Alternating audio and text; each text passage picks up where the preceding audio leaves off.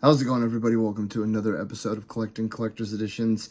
I can't wait. This is one edition of two of the kind of the same game that I've been kind of sitting on for a little bit, and I finally got a little bit of time, and I'm going to go ahead and crack into this. I've been sitting on this for a while, so I'm just going to hop in. We are looking at the Clair Obscur Expedition 33 Lumiere Edition.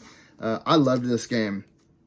I hopped into this game not realizing that I would love it as much as I did.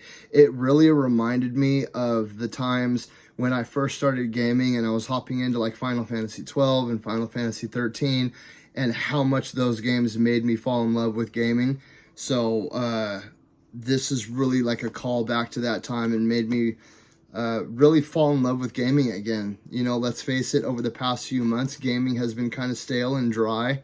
And this was kind of like a breath of fresh air to a lot of us gamers. So let's go ahead and hop right into this. I'm super excited for this. I've been sitting on it for a while. I apologize, you guys, but I finally got some time.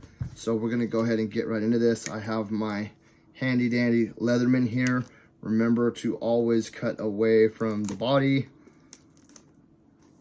And you'd be surprised how many people don't know how to use a knife.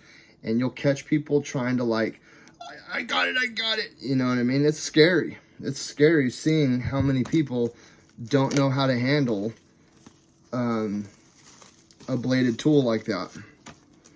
So let's go ahead and slide this open.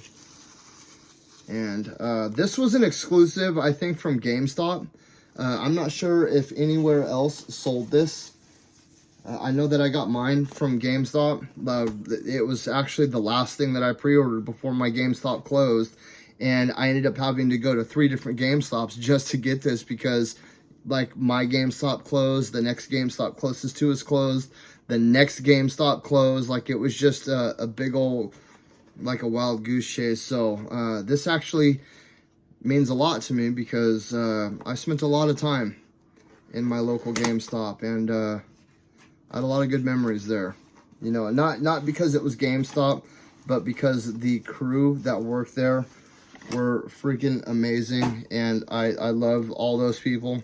They're truly one of a kind. So it's just a normal little box. It's a typical deluxe edition, just a box. You have the game here, right, and it comes with the code on the back for the digital content. And then, oh yeah, I love me a steelbook. Let's go ahead, pop right into this. Just a basic steelbook. They didn't do us like Doom did and give us something cool on the inside, but still, the artwork on this is really amazing. And that was one thing about this game. It had a really beautiful backdrop, extremely beautiful backdrop. I cannot express to you how amazing the world development was in this game. Like, it truly threw me through a loop, and I didn't realize how much I was truly going to fall in love with this game. I thought it was just going to be like another run-of-the-mill turn-based game, and nope, it quickly jumped up to one of my favorite games of all time. I love this. And here is, so you guys all know me when it comes to deluxe editions and collector's editions. The two things that I always, at the very least, expect the most is the steelbook and an art book. We got the Expedition 33 journal right here. Actually, it's just Expedition journal. So for those of you that play it know that Mael is writing a journal throughout it. Now, one of the reasons why I like stuff like this is because it helps open up the lore of the world, and it helps you really dive in to the characters and the world development and all that. This is actually like an actual journal, and the paper that it's on is like paper, like actual paper that would be used in a journal. This is really cool. And it's not just, you know, like a lot of times in collector's editions and deluxe editions, they'll put a journal and it's just a bunch of blank paper for you to journal in. I hate that. That drives me insane when companies do that with collector's editions. It's like they just went over to Dollar Tree and went, grab a stack of those and then throw them in there. You know what I mean? It's really, really frustrating. It's lazy. It's tacky. And in my opinion, it's disgusting. When you as a consumer are buying something that you think is going to be like one of a kind, and it's like you could find this over in the creative arts section at Walmart, dude. It's ridiculous. But this is really cool. It's like a bunch of paintings and drawings of things found in the world by the crew. Like, here's a bunch of wild mushrooms and stuff that, you know, were drawn. It actually smells like art paper too. It's really weird. Most of you guys that read books know what I'm talking about. When you get that new book smell, or like that new paper smell, oh man, I miss that. I miss reading books, but sadly these days I just don't get the opportunity to do that anymore. But a lot of the stuff that's in the game, and that is the contents of the deluxe edition. So as far as deluxe editions go, this isn't bad. You know what I mean? It's definitely something cool. I wish there would have been a little bit of writing inside of the book to kind of flesh out the world a little more, but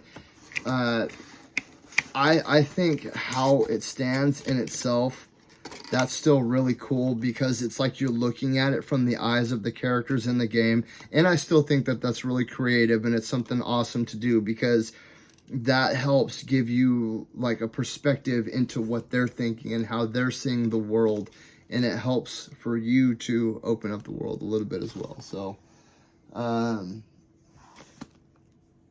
if you have an opportunity to get one of these, I highly recommend it. They're hard to come by now. I was lucky and I was able to pre-order one from GameStop, and it was only like 70, or yeah, I think it was like $70. But dude, they're going on eBay for like $1,500. It's ridiculous, man. Scalpers are disgusting.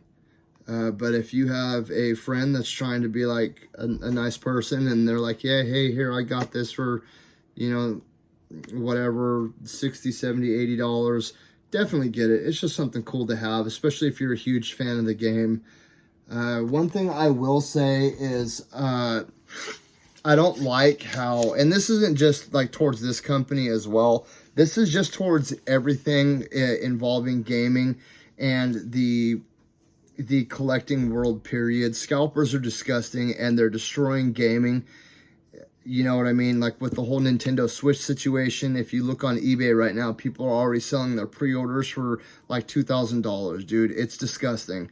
And it ruins it for the people like us that are barely, you know, making it as it is. And then all of a sudden you have these people that don't have jobs and don't have lives, except to just rip people off, dude. And it's gnarly. And I say that because I see a lot of collector's editions, and I see a lot of stuff that gets, you know, burned out in situations just like this. Right now, every time a new console comes out, it's the same thing, dude. Some scalpers sitting on a stack of 100, you know, PS5s and selling them for $2,500 a piece, dude. So it is what it is. But if you can find one for a decent price, pick it up. It's definitely worth it.